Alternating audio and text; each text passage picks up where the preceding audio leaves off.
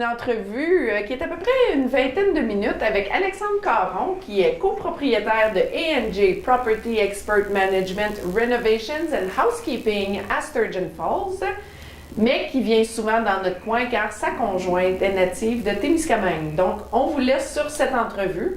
C'est sur un sujet assez chaud, je vous avertis tout de suite, mais nécessaire à avoir comme discussion. Donc, bonne semaine tout le monde, bonne fête des mères et puis bonne semaine. Merci, Kate! Merci! Bonne fin de semaine! Bye-bye! Merci! Bye-bye! Bonjour tout le monde. Aujourd'hui, nous avons un invité spécial. Nous avons M. Alexandre Caron qui est avec nous en studio pour nous parler de son entreprise qu'il gère avec sa conjointe Jenny Poon. Donc, bonjour Alexandre. Salut Stéphanie. Ça va bien? Ben oui, ça va bien, toi? Ça va bien, merci. On est descendu du côté de l'Ontario juste pour venir nous visiter, c'est bien. Ouais, une petite visite pour venir parler de business un peu avec toi aujourd'hui. Oui, c'est surtout que c'est le village natif de ta conjointe aussi. Oui, et aussi un peu ma région native aussi, parce que moi, je viens plus du côté de l'Abitibi, ma conjointe est plus du Témiscamingue, donc Ouais. les deux, on connaît bien la région tout ensemble. Donc. Toi, tu viens de Rouyn-Noranda? Ouais. Rouyn-Noranda, puis vous êtes établi maintenant à Sturgeon Falls. Ouais, donc moi, j'ai déménagé de Rwanda il y a environ 5 ans.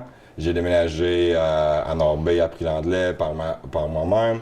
Ensuite de ça, j'ai spécialisé dans les ventes. Et ensuite de ça, j'ai spécialisé dans la vente immobilière. Et ensuite de ça, je suis rendu dans la gestion immobilière, gestion de développement résidentiel, commercial.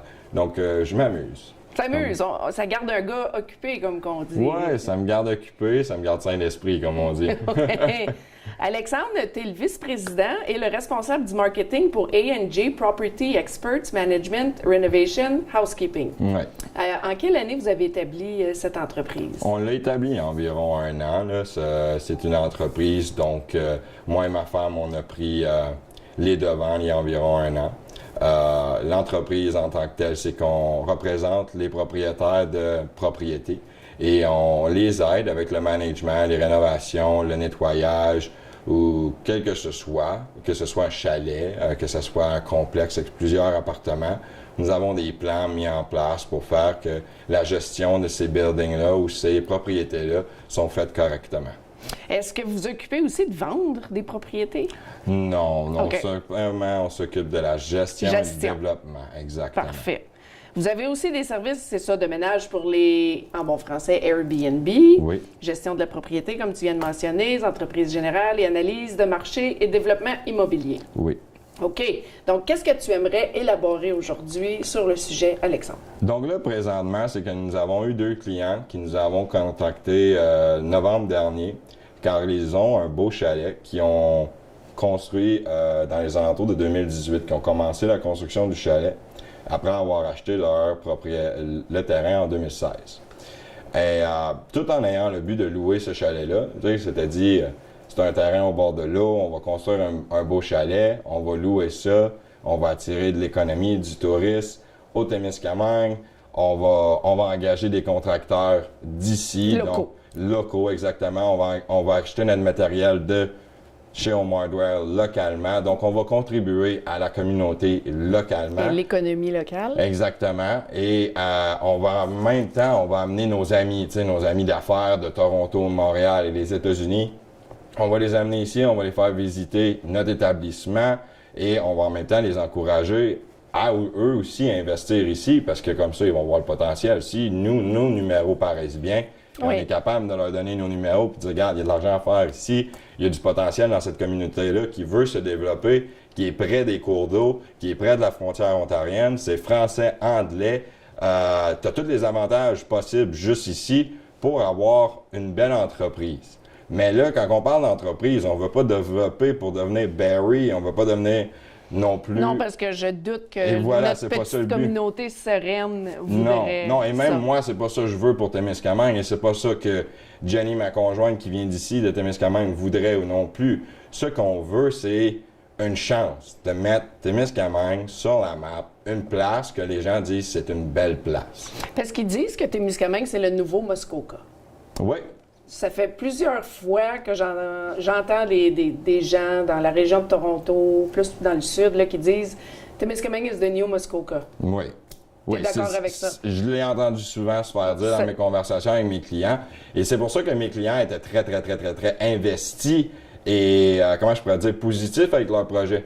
Jamais ils auraient pensé qu'il y aurait eu des lois qu'ils auraient arrêtées. Oui, et parce qu'on sait que la ville de Témiscamingue a mis un stop, un bylaw, comme on dit, là, pour ne pas autoriser des Airbnb. Ben, c'est pas qu'ils n'autorisent pas les Airbnb. C'est qu'ils autorisent la location de ton chalet pour une période de 32 jours. OK. Donc, présentement, nous, notre chalet est sur Airbnb, prêt à être loué, mais simplement si tu veux le louer pour plus que 32 jours. OK. Tout ce qui est en bas de 32 jours, c'est considéré Airbnb.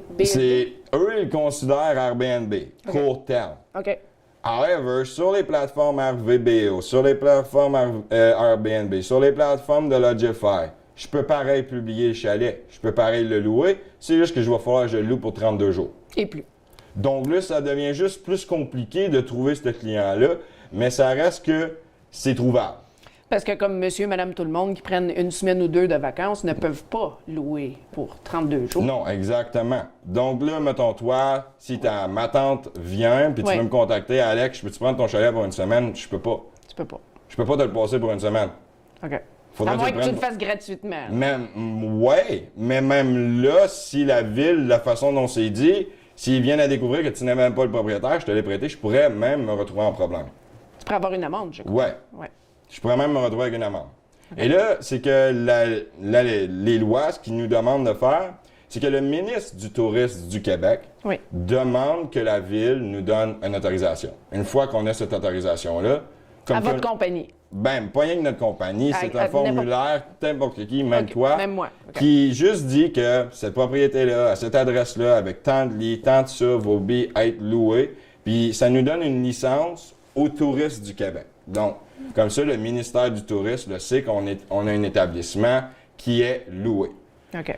Là, ce qui vient jouer souvent dans le débat, c'est le bruit causé par les short-term rentals. C'est ça, parce que la plupart des gens en vacances, ça fait le party un petit peu. Ouais, mais là, je me dis, si je loue à quelqu'un qui est là pendant 32 jours, je suis pogné avec pendant 32 jours, fait que même si le voisin il est écœuré de lui, je suis obligé de le garder là pour 32 jours. Ouais, c'est vrai. Fait que là, il faut que je le refund pour 32 jours. Ouais, c'est vrai. Puis c'est qui, honnêtement, sur un mois, on a monthly basis, qui est capable de payer 9 000, 10 000 $ de loyer? Personne. Il n'y a pas personne. À moins que c'est des riches personnes. C'est ça, mais sur un quotidien, 9-10 000 $ par mois, c'est pas quelque chose à louer. C'est pas réalistique pour nous. Exactement. Ouais. Donc là, c'est comme je te dis, ça devient plus dur pour nous de trouver ce client-là, mais c'est pas introuvable. Ouais. Parce que j'en ai loué des chalets à Norbay, des 6 chambres, à 22 000 $ par mois. Et même moins que ça, j'en ai même loué un chalet récemment. On l'a loué pour 60 000 pour 4 mois à une compagnie de production. OK. Tu sais, c'est une compagnie qui vient faire des films à Norbay. Oui. Ils viennent avec des célébrités puis tout ça. Donc, les producteurs ont besoin de place pour... Donc, c'est des compagnies privées, mais professionnelles, qui vont rechercher ce genre d'endroit-là. Et là, Témiscamingue, comme on dit, le prochain Muskoka. N'importe qui veut faire un film forestier, n'importe qui veut faire un film sur la wildlife, là. Témiscamingue, il est beau en crime pour ça. Oui. Tu comprends? On a des beaux plans d'eau, on a 3 gros plans d'eau, on a... il y a beaucoup de possibilités. Notre réserve Québec est magnifique. Mais tu sais, Muskoka, c'est vraiment gros aussi. Oui, c'est vrai.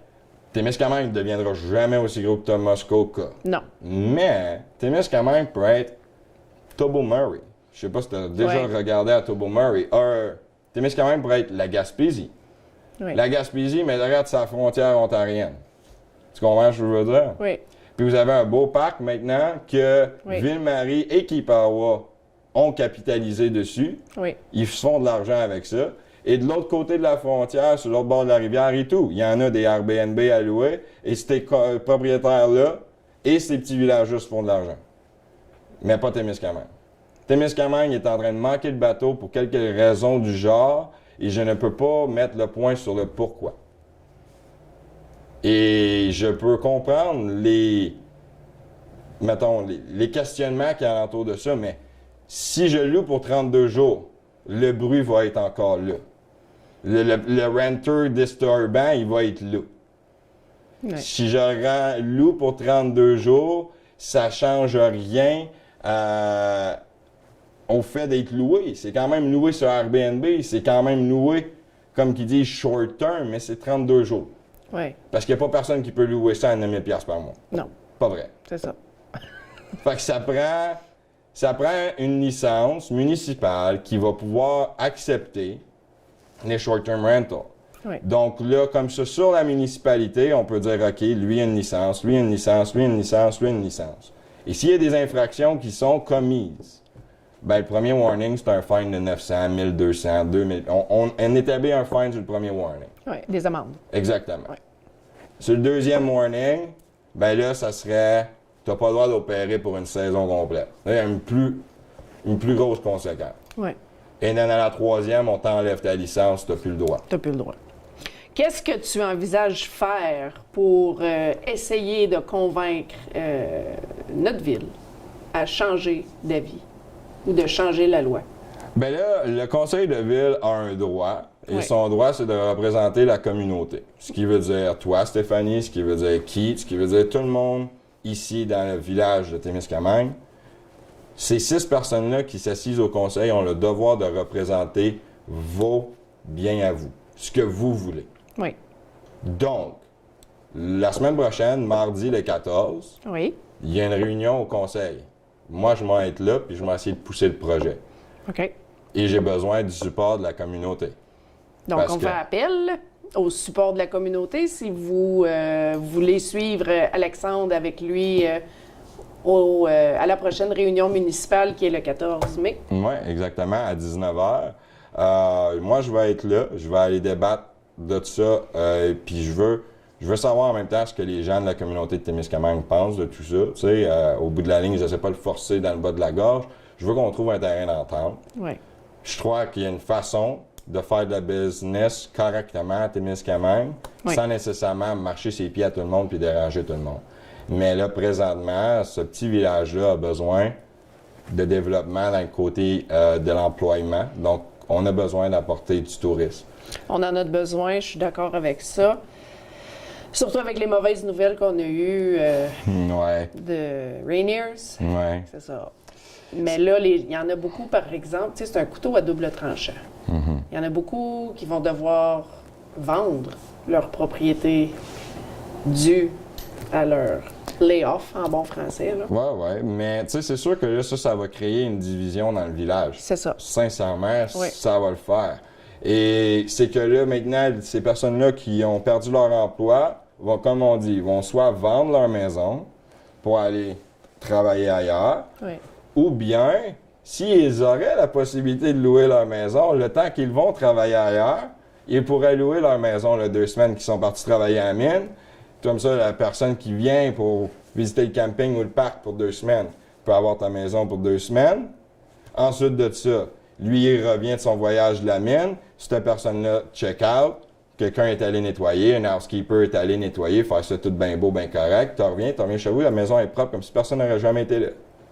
Mais tu as fait un extra de 2500$ quand tu es revenu de ta run de mine. Fait que tu as ça d'extra sur ta paye.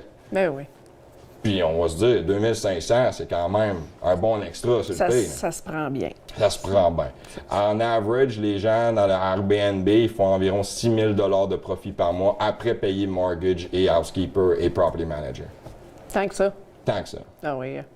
Mais c'est parce qu'il y a vraiment une demande. Oui. Pour oui, des endroits comme ici, remonter, comme Muskoka, là, c'est loadé, là. Oui. Essaye d'aller te louer un chalet là-bas, t'es pas capable. Non. Présentement, on regarde dans les réseaux sociaux, tout le monde sont en train de courir pour essayer de se trouver à louer un chalet parce qu'ils sont tous remplis. Oui. Puis ça fait plus, juste moi, quand j'ai mis le chalet publié, j'ai genre reçu 12 demandes. Mais je pouvais pas les accepter parce qu'ils voulaient tous l'avoir pour une semaine ou 2. Mais c'est 32 jours. Mais c'est 32 jours. Je comprends ton point de vue. Tu sais, je comprends totalement le bail-là qu'on veut pas détruire Témiscamingue. Ça, là, je veux vraiment être là, je la comprends. Mais il y a un point d'entente quelque part qui doit être fait. Oui. pour le Il y bien a des de tout le avantages monde. et des désavantages pour les Airbnb. Écoute, ça va nous faire... écoute, oui, ça met de l'argent dans les poches, commercial, local, l'économie touristique, absolument, absolument. Mais je pense qu'il fait peur aussi, c'est le bruit Oui, les étrangers, et les étrangers. le respect des lois. Exactement. Les étrangers, des gens qu'on fait amener dans notre ville, qu'on connaît pas, Mm-hmm. qui n'ont aucun lien ici. C'est sûr que c'était peurant. Ça fait peur, Oui. mais comme on regarde à la Gaspésie encore, on regarde aux îles de la Madeleine, tu regardes toutes les autres petites villes comme ça, Oui. c'est de ça qu'ils vivent, le tourisme. Gaspésie, c'est parce qu'on rocher percé, que c'est sa map et qu'on sait que ça existe. C'est ça. Tu sais, si oui. Gaspésie n'aurait pas un rocher percé puis un parc national pour le monde aller visiter, ça serait même pas sa map. Oui. Mais là, le monde jusqu'en Chine savent que Gaspésie existe. Oui. Bon, mais personne ne sait c'est où le Témiscamingue. Pourquoi? Pourtant, on a les mêmes richesses. Oui. C'est vrai qu'on a un beau coin. Un des plus beaux coins. Un des plus beaux coins, oui. Oui. Puis les Montréalais, je suis sûr qu'ils aimeraient ça savoir qu'on existe. Je suis sûr que les Torontois adoreraient ça. Et les Américains et tout. On parle français et anglais. Juste ici, on a une culture à nous-mêmes. Même l'Abitibi, c'est sa culture à himself. Oui. Pour vrai, l'Abitibi, c'est juste unique. Là. C'est même pas Montréal, c'est l'Abitibi, Témiscamingue. C'est vraiment... Puis même le Témiscamingue se différencie de De l'Abitibi, exactement. Les deux régions sont totalement Exactement. jour et nuit. Puis on veut pas enlever ça. Non. On veut garder cette unité-là, Oui. mais on veut juste la montrer au monde, cette beauté-là. On veut que le monde sache que Témiscamingue est beautiful. Oui, c'est très beau. Puis on veut que le monde sache que Témiscamingue est une destination voyage. Pas une destination à détruire, une destination à visiter, à respecter et à aimer. C'est ça qu'on veut mettre alentour. Et ça va tout se faire avec du marketing. Ça va tout se faire avec des gens qui pensent business, puis avec des gens à la ville qui vont vouloir collaborer avec nous. Nous, à la fin de la journée, moi et Jenny, on est juste retainés par ces clients-là pour ce chalet-là. Mais à la fin de la journée et tout, on vient d'ici puis on pense au reste de la communauté et au futur de Témiscamingue. Oui. Et par notre expertise, on peut vous dire que ça peut juste aider. C'est pas la religion absolue, solution, absolue, mais c'est un pas de l'avant pour apporter plus d'économie puis d'investisseurs. Tu sais, au moins d'être sa map Oui. pour le monde qui fait « Ah, OK, il y a une place là. » Tu sais, Oui. ça vaut la peine d'aller là. C'est quoi ta vision pour Témiscamingue? Ma vision de Témiscamingue, je pense qu'on vient pas mal d'en On parler vient de faire beaucoup, le tour. hein? On vient de faire le tour beaucoup. Mais toi, personnellement, ta vision. là. Ma vision pour Témiscamingue, ça serait de l'embellir. C'est juste ça. De l'embellir, plus de commerce, plus d'édifices, plus de touristes. L'embellir comment? L'embellir en, tu sais, une belle marina fonctionnelle avec des, tu sais, je sais pas, juste vraiment plus. C'est déjà beau, mais la faire encore plus belle OK. pour tout le monde. Puis ton but pour Témiscamingue, c'est ça? C'est de lever le bylaw du 32 jours Ouais. et essayer de... Ben ça, c'est un des buts, c'est sûr, c'est d'enlever cette barrière-là puis de trouver une coopération avec la ville, right? Oui. Mais la ville, c'est vous, la communauté. Donc Oui. moi, ce que je me fais dire par la ville, c'est que la communauté n'en veut pas d'Airbnb. Mais là, moi, ce que je vous dis, c'est que c'est même pas un Airbnb. Je suis dessus Airbnb. J'ai un 32 jours rent, puis je suis sur Airbnb. Fait que tu m'arrêtes pas d'être un Airbnb, je m'arrête un Airbnb pareil. Fait que ta loi, elle m'arrête à rien. Elle me fait juste faire ma job plus difficile, puis elle empêche tout le monde dans la communauté de faire de l'argent. That's it. Oui. Moi, à la fin de la journée, je vais continuer mon projet. Oui. Tu sais? Oui. Mais c'est qu'après ça, c'est juste plus compliqué pour moi, c'est sûr. Ou bien mes clients, ce qu'ils vont faire, c'est qu'ils vont vendre le chalet, puis ils vont aller investir leur argent en Ontario. Et Ailleurs. bye-bye le Témiscamingue. Oui. Donc, présentement, c'est ce qu'on veut savoir. Est-ce que la communauté est ouverte à faire des affaires? Est-ce que la communauté veut que moi, j'apporte plus d'investisseurs ici? Est-ce que la communauté me dit, oui, Alex, on en veut de l'économie, ou non, Alex, perds pas ton temps ici? As-tu déjà pensé à faire un poll? Ben, pas social média tout de suite, non, parce Non? qu'on vient de commencer tout ça. Donc, OK. éventuellement, oui, ce serait quelque chose à faire. Là, ça serait définitivement quelque chose à faire, mais moi-même, je serais curieuse de voir où que la communauté se situe par rapport à ça, là, Oui, parce que c'est ça. j'en ai aucune idée. C'est Exactement, comme- c'est Je vois les deux côtés de la médaille, j'entends les deux parties, Quel qui est majoritaire, je ne le sais pas. On ne le sait pas. Je ne sais pas, moi non plus. Je ne le sais pas. Mais, tu sais, comme toi, je comprends les deux côtés. Ouais. Mais je crois qu'il y a un point au milieu où est-ce qu'on peut s'entendre. Puis comme Oui. j'ai dit, avec une licence, avec des amendes, Oui. à grader, puis à troisième avertissement, on t'enlève ta licence. Puis toi, tu n'as plus le droit de louer ton chalet parce que, officiellement, tu n'es pas capable de le gérer comme il faut. Petite dernière question, Alexandre. Où est-ce que vous voyez dans 5 ans? Où est-ce qu'on se voit dans 5 ans? Nous, on se voit être une des top gestions immobilières dans l'Abitibi-Témiscamingue et dans le nord de l'Ontario. On veut vraiment se focus S'approprier. le nord. OK. Que ce soit de l'Abitibi, Témiscamingue et de l'Ontario, le fait qu'on parle français-anglais, je Oui. crois qu'on va utiliser ça à notre bénéfice, puis on va aller prendre le nord de l'Ontario et le nord du Québec. Est-ce que tu voulais rajouter d'autres choses, Alexandre? Non, ça va être tout. On a fait le tour du chapeau, comme on dit. Bien, Alexandre Caron, merci beaucoup d'avoir fait venu nous plaisir. voir en studio aujourd'hui, puis bonne chance. Merci.